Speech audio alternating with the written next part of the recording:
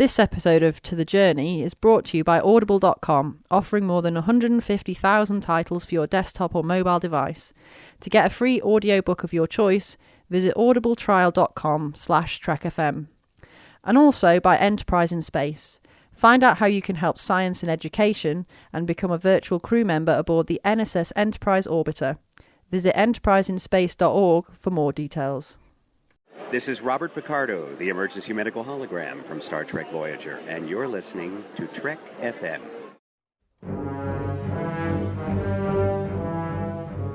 I think it's safe to say that no one on this crew has been more obsessed with getting home than I have. But when I think about everything we've been through together, maybe it's not the destination that matters. Maybe it's the journey. And if that journey takes a little longer, so we can do something we all believe in, I can't think of any place I'd rather be, or any people I'd rather be with. To the journey. You're here. To the journey.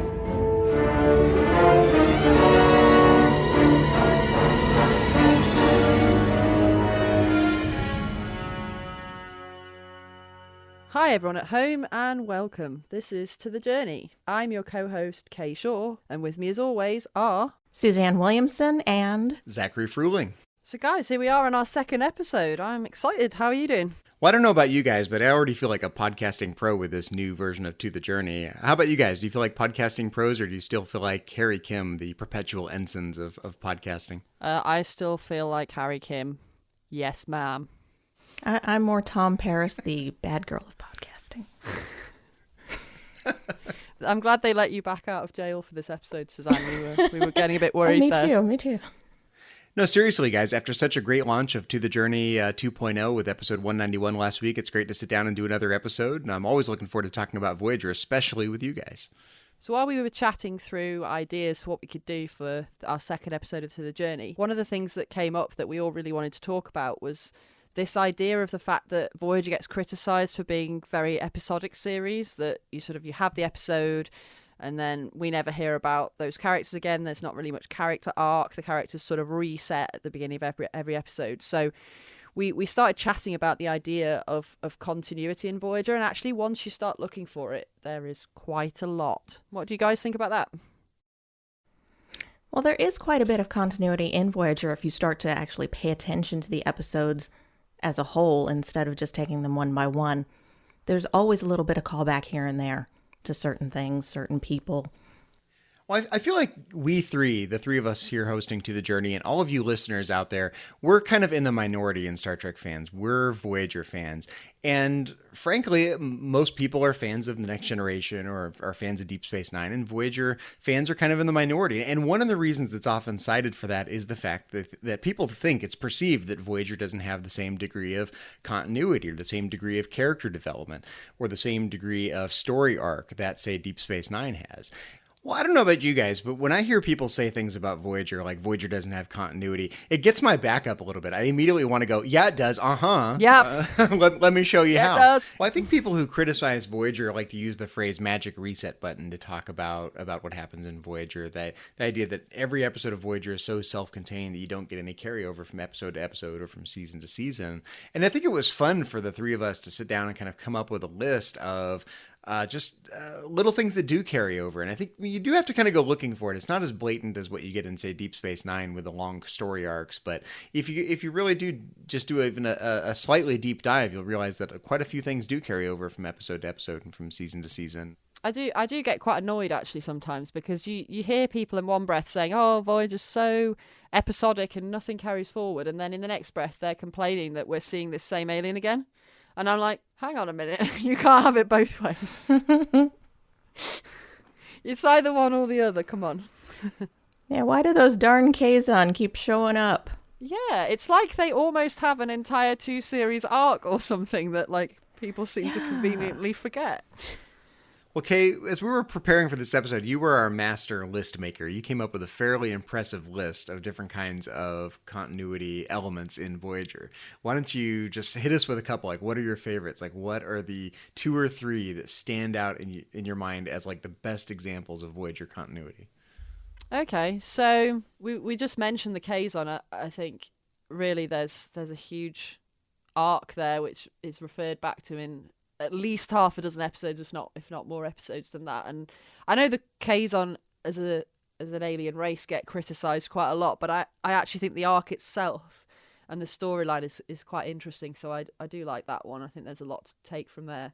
I also I really like the episode Shattered, and I think that's a great example of continuity because it refers back to almost everything that's happened in the entire show, pretty much. What was it? We were supposed to have 37 time periods. I don't think we saw. Obviously, we didn't see all of them, but isn't that cheating a little bit? Like, if it takes this weird spatial anomaly where Voyager gets shattered, if it takes that to bring continuity together, isn't that kind of like science fiction cheating? Well, it's cheating a bit, I think. But I just, it's a great episode. I think that's why. But it's just nice to see everything sort of referred back to in that way. See, the Kazon would never have made my list, partly because I just don't like the Kazon. There's almost nothing I find interesting about the Kazon story arc. There are a couple of good episodes that stand out, but the Kazon arc itself doesn't really do anything for me. But it does kind of prove our point that there is continuity in Voyager. There is an arc, and the Kazon do keep reappearing. In fact, they make appearances later in Voyager, like in Shattered. But it's just such a boring arc for me. It doesn't really work. So I wouldn't have put it on my list. No, it's definitely. What about you, Suzanne? Definitely on my list. Without the Kazon arc, we wouldn't have more of Seska. Yeah. And Seska, for me, amazing villain. She was just evil to the core. So absolutely wonderful to hate. It's like without the Kazon, we couldn't have had more of her. So thank you, Kazon, and your ugly hairdos. Thank you, Kazon, and your hairdressers, too. Yeah, I agree. I think, the Kazon get a lot of stick, and they're not the greatest, as we know. The Borg didn't even bother to assimilate them because they're so rubbish. Well, I like what they were trying to do with the Kazon. I mean, they were trying to come up with a villain that hadn't been seen in Star Trek before, a new kind of alien race, and there's only a certain amount of types of forehead ridges you can have and hairdos you can do, and, so you can see them trying to come up with something that hadn't been done. They can't be Klingons, they can't be Romulans, they can't be Cardassians, they have to be something different, and they came up with the Kazon, and, for better or worse, that's what the way Voyager started, and I think if that didn't resonate with people, you can see how people didn't get off on the right foot with Voyager from the beginning if that initial Kazon story arc wasn't working for them. Yeah, I agree with that. But I agree with Suzanne as well. I think it's not the Kazon themselves that make the story interesting. It's how they affect Voyager and what the characters on Voyager that become involved in that arc, who they are, what we learn about them, how that affects how Voyager runs and everything. Because we, again, talking about a slightly different part of continuity now, another thing that Voyager really gets criticised for is the fact that we don't get as much as people would have wanted of this Starfleet Maquis conflict. And I'm like, well, there's some of it right there. I mean, it's not all the Maquis and all of Starfleet, but we've definitely got members of the Maquis there really causing problems. And that conflict does show up in later episodes. Repression shows up again there with Tuvok going all kind of crazy and attacking people and making them remember who they are. Plus, Chakotay gets back into the leather, so that's always good. I do like seeing Chakotay back in the leather. Anytime he gets back in the leather, I a part of me smiles inside. Definitely not mentioning a fanfic I wrote. Back to the Kazon. Send me the link. Send me the link. Later. That's Suzanne's fan fiction right there. Voyager Season 8, Chakotay and leather. Yes. Yeah, definitely. So I just want to make sure I understand where you guys are going with this. So we've got the Seska thread, and we've got the various ways the Kazon come up. What are the consequences to Voyager's arc as a whole as a result of the Kazon? Because for me, it feels a little bit like they move past the Kazon sphere of influence in the Delta Quadrant, and then we don't really have to think about them very much more. They do make appearances, but I don't see they have much of a long-term effect on Voyager's overall trajectory or problems they have to solve. Once they move beyond Kazon space, they're onto the Borg, they're on to Vidiians. Other races, Vidiians. Well, just moving past their space, there's not really going to be that much of an issue with them anymore. With Voyager always trekking home. Yeah, there's something kind of structurally problematic about this, because if the way they set up the show, with Voyager being thrown to a new part of the galaxy, you're going to encounter alien races you haven't seen before. That's why we get the Kazon. Once you leave a certain, sphere of influence, you get to another alien race's sphere of influence. You deal with that for a while, and then they move on. And that's going to be an inherent part of the journey home. And that can kind of hold back the continuity element rather than push continuity forward. If they just go from sphere to sphere to sphere all the way home, then yeah, you're going to see a lot of variation. And now we're in the Borg time period. Now we're in the Kazon time period. Now we're in the Vidiian time period. And Voyager is kind of structured that way. And that can, I think one way of looking at it is that hampers the continuity rather than helps it. I know what you mean, but because I'm like, yeah, okay, so we have an arc for like 2 seasons and we don't talk about them again, but we don't need to. But do we? Yeah. Well, I guess out of sight, out of mind. I guess the heart of my question was, we had this 2-episode arc. They've moved past the Kazon space. Is there any long-term consequences to the experience with the Kazons? We got Seska, so that's one. What else is there in terms of just the continuity, the callbacks to the importance of the Kazon later? I'm trying to think when they show up. We have worst case scenario, don't we? Mm-hmm.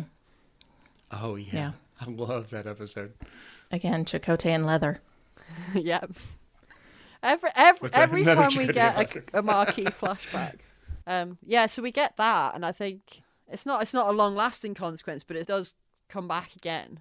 And it's not directly necessarily related to the Kazon, but I mean it's related to the whole Seska going rogue thing, which I think the Kazon contribute to. I guess if the Kazon hadn't been there, she probably would have gone rogue anyway, but she probably wouldn't have had the means to be able to steal the ship. That's the thing, it's having the means to do it, isn't it? Although she was sneaky enough, she would have found some other race to help. Yeah. She just started selling everybody's organs on the black market to the Vidiians. Yeah. It's fine, you only need one kidney. You only need one lung. It's okay. Yeah. Neelix can have the other one. We should probably hate the Vidiians, really, because they're the reason that Janeway and Chakotay get rescued from New Earth.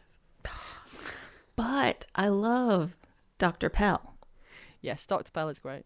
She was a great character. And I was so happy that they brought her back even for just that little tiny bit. Yeah, I thought that was really interesting, actually, because they could have gone with something else there. They didn't have to have this whole, we'll go and find the Vidiians thing. That was actually, I think, a conscious choice to maintain that continuity. So I like that. I mean, we learned at a certain point that Voyager has kind of a reputation in the Delta Quadrant from all the interactions that they're having. And I like when we see those races or those individuals, in the case of Dr. Pell, coming back and interacting with Voyager again, because it's kind of a two-way street. Voyager makes an impact on races and people that they encounter in the Delta Quadrant, and vice versa. The encounters with the Kazon affect Voyager in various ways. The encounter with the Vidiians affect Voyager in various ways.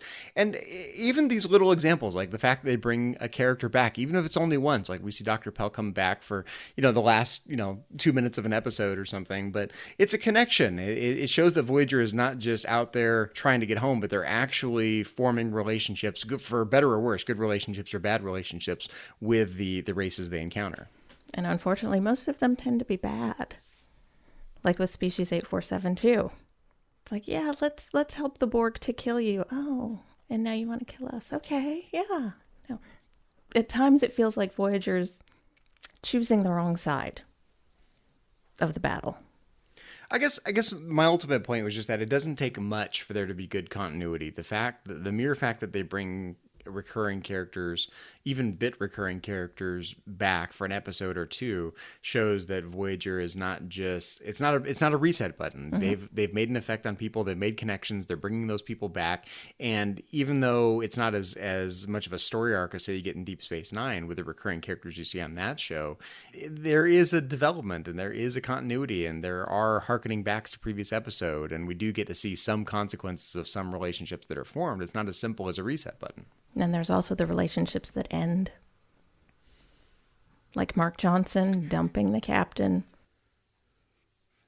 Yeah, I heard your John letter. Yep. No more safety net. More safety net. No more excuses. That's what you're saying. Right? Exactly. And yet, somehow... Well, Janeway's got plenty of excuses, though, right? Yeah, we can totally talk about... We're going to talk about Janeway and Chakotay every episode. Why wouldn't we? Yeah, like it's a bad thing. She's got a laundry list of reasons she's not going to get together with Chakotay. She has, but none of them are very good. It's like a Chakotay non-continuity. Like, there's nothing that ever really develops, and that's the continuity that you get with Janeway and Chakotay, right? They just keep harkening back to the fact that nothing is going to happen, and it's an anti-continuity. Now I could go into the whole story about her and why it didn't happen and how it was supposed to happen in that episode. Mm-hmm. That promo. And then that other episode, and the one after that, too. And then the deleted scene. Mm-hmm. On YouTube. I love that scene. Yes. Is there really? Is that true? Yeah. Oh, I don't know if I know this. You gotta watch it. Yeah, we'll send you the link. What'll it be, Chakotay? Yeah, what'll it be, Chakotay? To give in to my feelings, hold fast to protocol, what? Hold fast to protocol? What? We have plenty of time to think about it. No! Yeah, so what happened was it accidentally got put in the trailer, didn't it? Mm-hmm. That's in the how... season promo. Yeah, it accidentally got put in the season really? promo trailer, even though it got cut.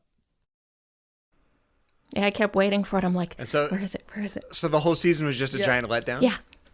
See, I didn't catch that because I didn't watch. You got to remember, I didn't watch Voyager in its first run. I watched a couple of episodes at the beginning, and then I went back and watched it later. So I missed that. I didn't. I was so excited. You find out about these things, especially in the fanfic chat. If you hang out in the fanfic circles, you find out about these things. You find all the best stuff. I guess in my mind, it feels like you just don't have to have these grandiose story arcs or these grandiose changes or these recurring characters that come back again and again and again and again in order to have continuity, right? The continuity can be more subtle than that, and it just doesn't have to be so much of a shotgun approach to continuity. You can have these little examples of continuity are continuity. Well, a somewhat bigger one would be Q showing up, and then Q and the female Q, they have a baby. And then the kid shows up. Yeah. So that's a bigger example. We already saw Q2. Is that Q3? Q cubed? Q cubed. Yeah. Q cubed. Love it. Q the third, Q cubed. I mean, that's an example of continuity right there. I mean, the mere fact that we have Q from all the way at the beginning of the Next Generation showing up on Voyager a couple of times, that is continuity not just within Voyager, it's continuity with all of Star Trek, including the Next Generation, which everyone loves, right? So I don't understand the criticism about the attempt to have continuity with, I mean, not just within Voyager, but with Star Trek as a whole. Yeah, absolutely. And I think while we're talking about Q, one of the things that Q gets criticised for on Voyager is the fact that in Next Gen, obviously, we get this very stern judge like Q that's really almost quite intimidating. And then in Voyager, he sort of comes along and he's this almost fluffy puppy, for want of a better expression. But I think that actually works because it fits better with Voyager, and also I feel like it fits better with the fact that he's learned from the 7 years of watching the Enterprise. He's learned about humanity and he's become a lot more sympathetic towards humanity. So I think that makes sense to me as a continuity. He's learned so much about humanity, he wants one for himself. He wants Captain Janeway for himself now, right? Did he learn that from Riker? He must have gotta done. Wonder. He saw how Riker works with women. He's like, I can do that. Let me put my leg up on something. Let me just prop my leg up over here. But yeah, I really like that Q. I like the Q we get in Voyager. I know a lot of people don't, but I do. Oh, he's fun. Now I'm picturing Q kind of doing this leg swing over this red velvet pillow on Janeway's bed. Heart-shaped pillow. And his dressing gown that he has. I think it kind of goes without saying, if we go through the whole list, we realize, yeah, there's a lot of callbacks in Voyager. There's a lot of continuity, and almost every episode does get referred to in some other way. But for some reason, that's dissatisfying to some people, and that's the thing. I feel like I don't understand why those examples of continuity, however many we can come up with, we could come up with 50 of them if we had time to today, and we don't. But what is so dissatisfying about the type of continuity you get in Voyager compared to the type of continuity you get elsewhere in Star Trek? Why the criticism of Voyager in particular? I think it's the fact that they actually have to look for it. Instead of it just being bam right in their face, they actually have to pay attention and listen. And most people don't want to do that. Yeah, I mean, some of the examples in Voyager that are my favourites are actually some of the really small things. Like, I really like how we get this mention in the episode before and after, which is the one where Kes is travelling forwards in time and then backwards in time again and sees this alternate future, and we get this mention of the year of hell, which we then see later, and I really like that. I know it's only a really small reference, but it's in there, and I just think it's nice. And then when you do come to watch Year of Hell, you go, oh, this is what she was talking about, and little things like that I really like. That's a brilliant example, because that was just a mention of a concept that we never thought we'd see on screen, and for the writers to grab onto that idea and make a two-part episode out of that idea as a call. Yes, it's a callback to something, but it's one of these things where the writers didn't have to pick up on that. They could have come up with another idea for a two-part episode, but they consciously went back and grabbed an idea that was referred to in a previous episode, and kind of by definition, that's continuity, right? Yeah. Oh yeah. And Year of Hell was awesome. On top of everything. Best. But, because you do get a reset button. This is a great example. This is classic Voyager, right? Voyager in Year of Hell, yes, Year of Hell is a callback to a concept, this name dropping of Year of Hell in a previous episode. But at the end of Year of Hell, they essentially do what people will cite as the magic reset button, right? There's no long-term consequence. Year of Hell never really happened. Which means she hasn't gotten the pocket watch yet. Sadly, no pocket watch. She'll probably still get it. But just not yet. Wait, are you saying all the things we love get reset buttoned away? Pretty much, yes, in that episode. All the things we love, the pocket watch, give Catherine my best, all of those little nuggets that I adore, gone. I think that's probably my biggest frustration in the whole of Voyager, is the reset button at the end of that episode. Well, I guess that's the question, is that for me, that doesn't bother me, right? Yes, there's a reset button at the end of Year of Hell. There's a call, like we said, Year of Hell is a callback to a previous episode. But from there, Year of Hell never happened. And so there's no way to call back to it because it never really happened. And so they drop, everything that happened in Year of Hell. It doesn't seem to have any long-term consequence. And that doesn't bother me. And I guess there's kind of just two camps here. That kind of reset button kind of just really bothers some people, because some of Voyager's best moments get reset buttoned away, and technically they never happen. Although they're on screen, we can enjoy them. We love watching them again and again, of course, but in universe they never happened, and that bothers some people. And for me, that just doesn't bother me. I do have another example where it bugs me, and it's not so much that it didn't happen. It didn't happen to our Tom and B'Elanna. We didn't get to see their wedding. We got to see fake Tom and B'Elanna's wedding in Course Oblivion. Right, that's another example, right? That's an awesome moment that never really happened in Voyager. And there's something a little dissatisfying about that, but it's awesome to see on screen. They do tie it together with other episodes, so it's this weird type of continuity where some of the continuity is like anti-continuity, where it's non-continuity. It's continuity with things that never actually happen. Yeah, and I mean, that episode itself, of course, is actually a hark back to an earlier episode, Demon, where that crew was created on the Demon planet in the first place. I agree with you on the Tom and B'Elanna wedding thing being quite an annoying point there, but actually, Course Oblivion overall, the fact that they hark back to that earlier episode, and the fact that we see this like heart-rending sort of progression of these characters, that episode just really moves me. I find it very emotional. There's kind of two ways of reading this, and I can kind of picture the situation in the writer's room. They're sitting around, okay, we got to write a Voyager episode. What are we going to do? Right? On the one hand, it's like, well, let's find something that we talked about in a previous episode. Let's remember that course Oblivion. Let's pick up on that and let's write an episode. Boom, boom, boom. And you're off and running. You've got continuity. That's awesome, right? The other way of reading that is, oh my God, we don't have a story idea. Let's find something we can talk about from a previous episode. Let's write a story about that. So sometimes it feels like the continuity is a bit of a reach. It's not real continuity. It's continuity that kind of ad hoc reaches back to something that, some obscure thing that happened before, where they don't tie it together in a really coherent way, add in the reset button component, and it's somewhat dissatisfying continuity. So which is it? Is it a brilliant harkening back to something that happened before and it's continuity and the writers did it intentionally, or is it a bit accidental and a bit dissatisfying? I think that one's intentional. I think they always intended to do that. In fact, I can't remember where I read or heard this, but I did hear that the idea originally for that episode was to have that ship reach the Alpha Quadrant. See, you just planted an idea in my head, Ken. That would have been really interesting. I'm always curious. I would love to have seen that. As to how they got further along than our Voyager. Who did they encounter that got them along quicker? Or did they just not stop for every scientific anomaly along the way? And coffee nebulas. Well, you got to stop for the coffee nebulas. Yeah, one of them stopped for a refill. Maybe when the secondary Voyager was created out of the pool of like silver goo or whatever it was, that there was just like a surplus of coffee.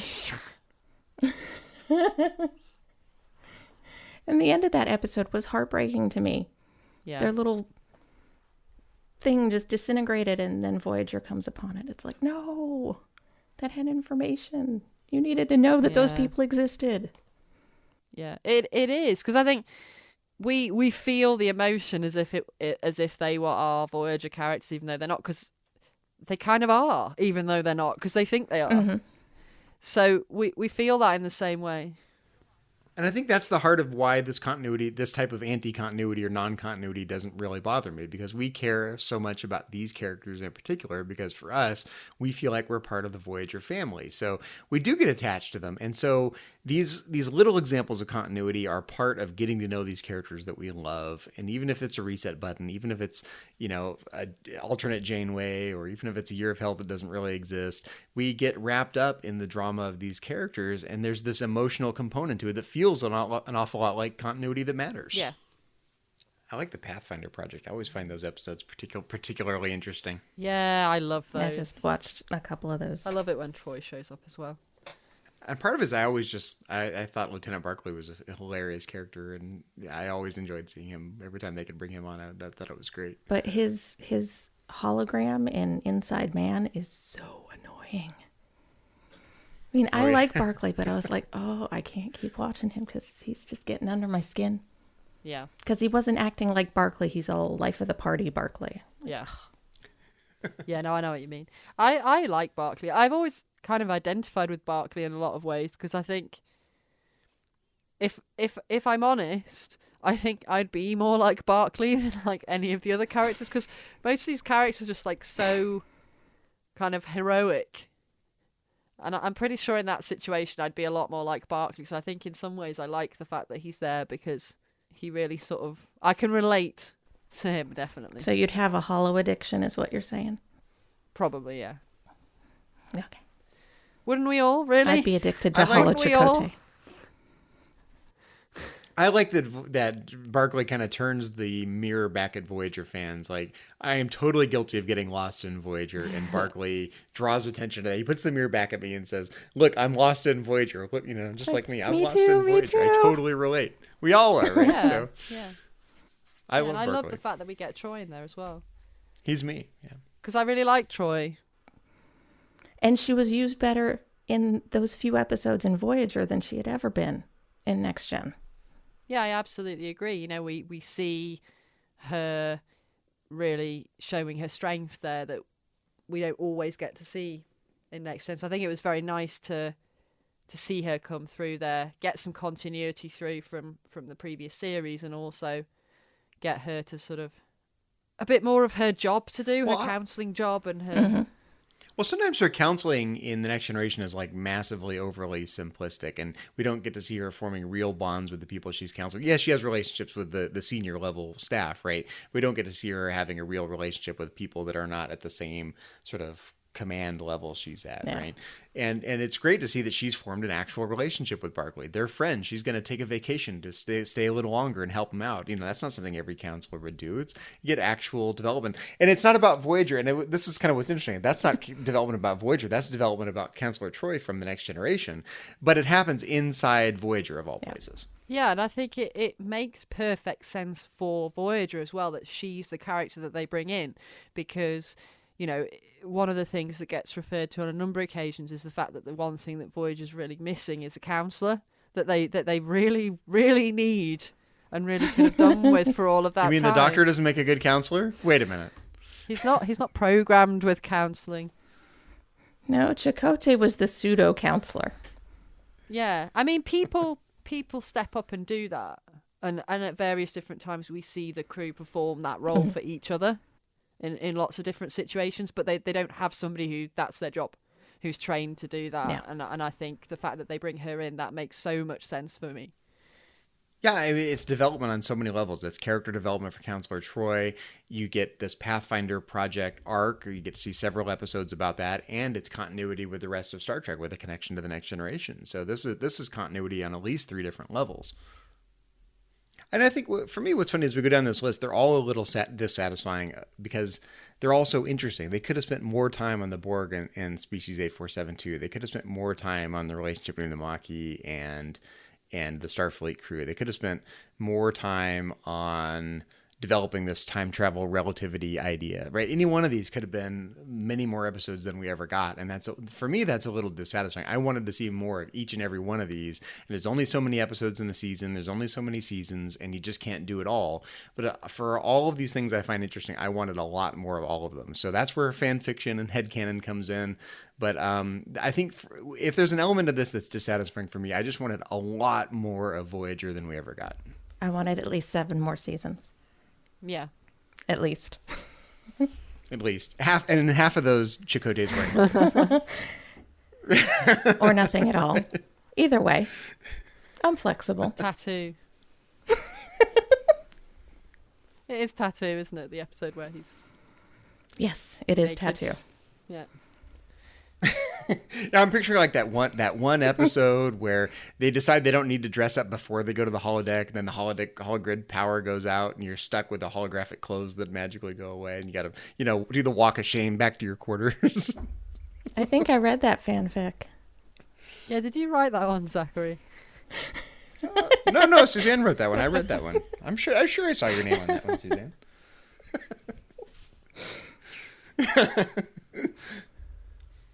And it happens again, so that's more continuity, right? Yes.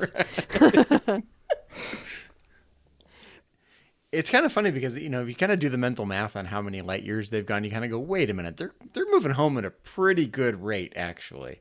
None of this 70 years nonsense. Before you know it, they're at 35,000 light years, and wait a minute, it's only been a couple years and they've gone 35,000 light years. They're halfway home and they're 2 years into the journey. Yeah. So I'm not buying this whole, bleeding heart 70 years nonsense. Well, I mean, Janeway just saying in Caretaker, we're going to be looking for all these ways to get home faster. You just need to like hang a cup of coffee out there in front of the ship on a stick. She'll get home real fast. She doesn't make the ship go faster. She's not like Janeway Warp Drive. They put her on a treadmill and she can run. The Janeway hamster wheel? Maybe that's what they should have done.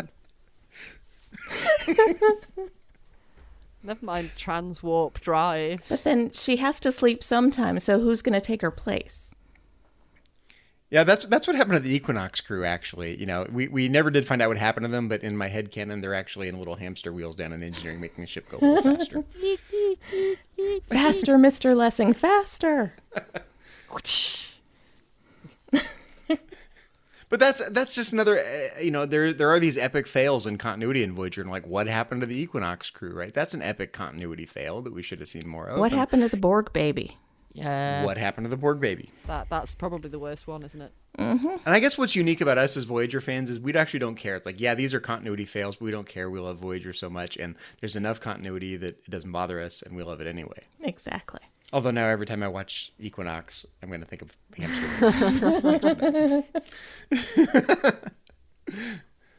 Wheel. You're welcome, listeners. I was about to say something then, and I was thinking, no, if I say that, I'm really going to be unpopular because if people haven't seen it. Did you see that thing with the? It's some type of. It's I can't watch it anymore.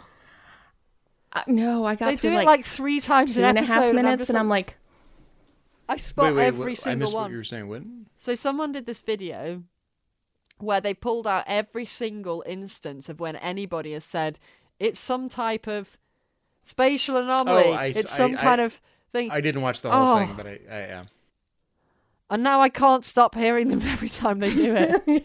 What is this? It's Some kind everywhere. of podcast or something? It's some kind of podcast. I don't know.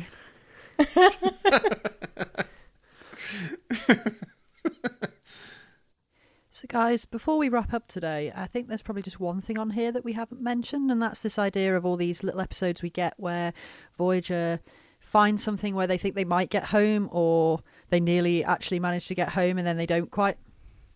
Nearly getting home, yeah. How many times do they nearly get home? I love that one. I mean, it's all part of the overall arc, isn't it? But it's important that,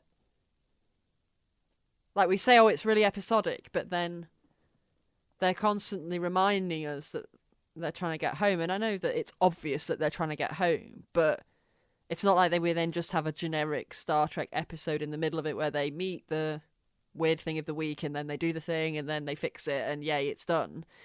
It's like we have some of those episodes, but regularly they'll remind us that actually, maybe this will help us get home, or maybe this person can help us, or maybe this will boost us a bit faster, or whatever. And I feel like they don't forget about that. So we spent a lot of time talking about pieces of continuity inside Voyager, the way in which some episodes harken back to previous episodes, connections between Voyager and other Star Trek series, character development inside Voyager, even the imaginary continuity that doesn't really bother us. What do you guys think about the way Voyager ended? I mean, they got home pretty darn quickly in the last episode of Voyager, right? So does that help or hurt the continuity? Yes, they made it home. There's a long-term story arc. They get lost in the Delta Quadrant. At the end of Voyager, they're back at Earth. But it was a little dissatisfying. We didn't get to see the journey because they skipped over most of that journey because of what happened in Endgame. Does that complete the Voyager story arc, or does it do the potential Voyager story arc a disservice? I say disservice because the Relativity should have showed up and been like, Admiral Janeway, I don't think so. Yeah. I mean, where were the time cops? Where were they? They were sleeping on the job. How'd they let this happen? Yeah, they're worried about a ping pong game in 10 Forward, but they're not worried about what Admiral Janeway does in Endgame. Don't they have a tracking device on her at all times? They should. Yeah. As much as she's messed with the timeline. Like the temporal equivalent of Vulcanite? Yes. I was thinking more of like an ankle bracelet, but that works. The temporal ankle bracelet. like she's on parole or something. She is. Temporal parole. I can picture Janeway going, "This has been the bracelet from hell." Yeah, I get quite frustrated with Endgame in a way, because whilst I think they're from certain points of view, it's a great episode because it's quite epic. I think there's a lot of unanswered questions, and the abruptness of the ending, I think, it's not just dissatisfying. It's a bit of a shock, to be honest, to the system. It's like, oh, is that the end? Mm-hmm. And I still feel that now, and I don't know how many times I've seen that episode, but I still feel, oh, is that the end?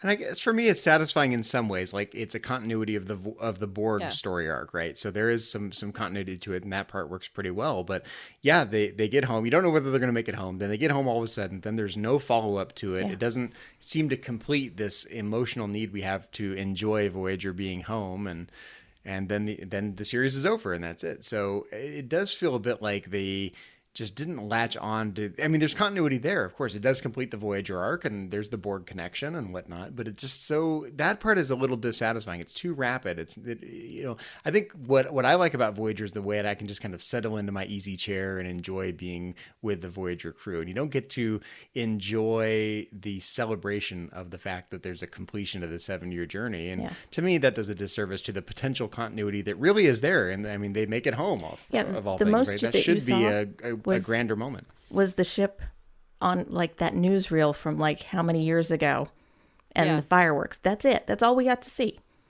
Yeah. When I first saw it, it's so weird they front loaded that at the beginning of the episode rather than at the end of the episode. I was so mad. I actually stopped watching all Star Trek after Endgame. I was like, they're going to treat me like this. I don't care. So I didn't watch Enterprise when it aired. It's like, no, boycott. You didn't end Voyager correctly. I'm not paying attention to you. And they didn't learn the lesson there, did they, when they ended Enterprise? Yeah, and so for me, in terms of like our final thoughts for the episode, I feel like the continuity that does exist in Voyager, while there's countless examples of it, it's always a little bit dissatisfying. I want more continuity. I want to dwell on each one of those items a little longer. I want to enjoy the conclusion of the overall Voyager story arc, and that's all. There is continuity. It's all there, right? We've spent 40 minutes or so talking about it, but it's not as satisfying as I would have liked to have seen it. And if I were, rewriting Voyager, I would have dwelled more on every one of those things if I had twice as many episodes. Yeah, I totally agree. I think there are so many loose ends that are never quite tied up, and that's not to say that I don't like the thing that leads to the loose end, because if I didn't like it, I wouldn't care about the loose end.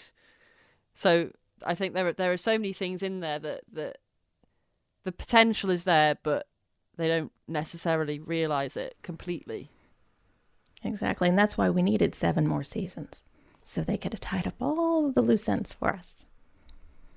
But we're just stuck with fan fiction, so I guess I'm okay with that.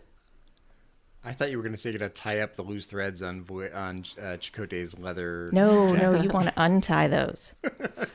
There's no tying up. You untie those. But it takes him ages to lace it. I don't care. Well, you guys, it's been a lot of fun talking about continuity in Voyager. I'm not sure we're going to change anyone's minds if people don't already like this kind of continuity in Voyager. But this isn't the only thing we've been talking about on Trek FM this past week. So here's a quick look at some of the other things you may have missed elsewhere on the network. Previously on Trek.fm, Standard Orbit. The crash of the Bird of Prey into San Francisco Harbor. Look, there it's heading for the bridge. Those are great shorthand. scenes. Yeah. Oh yeah. Yeah. You don't know what they're looking at or what's going on, but anyway. Stage 9, a podcast about the people who make Star Trek. We had many Ferengi, and they were all quite different. Nog and Rom and Brunt and Quark and the Grand Nagus and Moogie. They all had very different voices, very different worldviews. They were all characters in their own right, but they all fit into that culture. Saturday Morning Trek.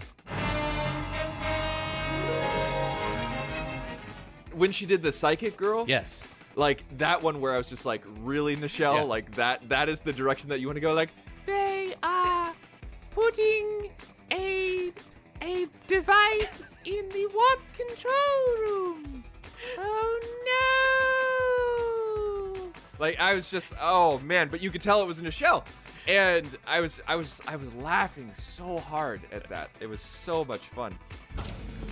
And that's what else is happening on Trek.fm. Check out these shows and find out what we're talking about in your favorite corner of the Star Trek universe and beyond. You'll find us wherever you get your podcasts. If you're an Apple user, be sure to hit that subscribe button. That helps us out greatly, and it makes it easier for other listeners to find the show as they search iTunes.